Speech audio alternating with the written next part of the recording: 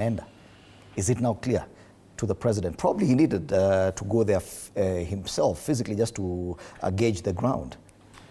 Well, it's very interesting, Fred, from the narrative given by the Honorable Samuel Pogisho. It's almost clear that the president invited himself to the function, having known that the former president was going to be present, perhaps either to weigh his popularity or to diffuse a situation that is almost running away. The situation that I feel is running away is that of the Catholic Church, because the issues they raised are fundamental.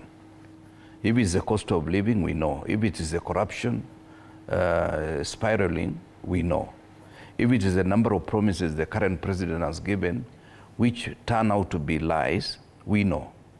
And therefore, for him to have had the courage at Tangaza College to ask them not to be victims of the things they are talking about was foolhardy, to say the least, because you cannot deny the things that we know.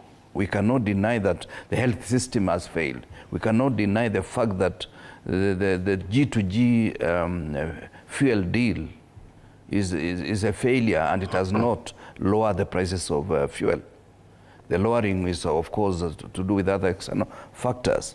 Now, on the issue of President Uhuru being there, I was excited at the reception, not because it was counter to his successor, but because I believe in this school of thought that any leader who has occupied certain space must be given due respect. At times I get nostalgic when President Mkapa was still alive, President Magufuli was alive, and of course Kikwete was still there. When you see former heads of state being given respect, and even in the absence of Mwalimu Nyerere, you find Mama Maria Nyerere is given national recognition. And most of the former prime ministers, whether it's Warioba, whether it's whoever is still alive, they are given due recognition. And Magufuli had made it a system that once in a while he calls all the former ministers who have served in the Republic of Tanzania. At times he calls all the provincial commissioners former, just for consultation. That is something that you feel nostalgic about. You feel that should be the way we treat leaders who have served in certain positions, because we might have made mistakes, which many of us make plenty of mistakes, but there are also good things that we did. Now, finally, when President Duma Boko was being sworn in, there were three former heads of state. There was Festus Mogae, there was Ian Kama, and the immediate former president, Masisi, attending the inaugural address. And every leader was given their due respect. This is something that I want to remind President William Ruto. And when I talk about this, it's not because I don't like him. In fact, I like him as a person, but I don't like his character.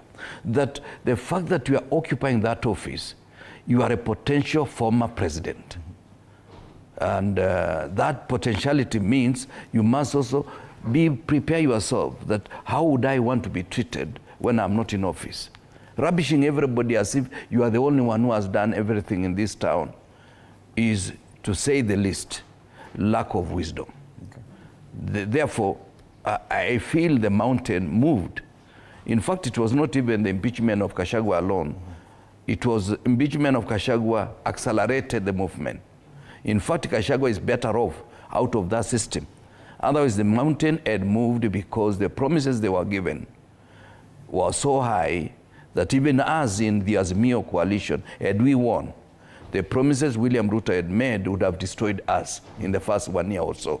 So it is good, his own promises visited him, and now all the chickens have come back to roost. Yeah, ndio swali pale kwenye ukurasa wa mbele wa Taifa Leo asubuhi ya leo anauliza, mlima umeenda? Ni swali ambalo Rais William Ruto anajiuliza asubuhi hii. Let's focus now on the Catholic Church. And we've seen after that presser where they called out the president and told him quite a number of things last week. It would appear, going by the reaction we've seen from both the president and his people, that this really hit them hard. we've not seen that kind of reaction from towards any other critics of this administration.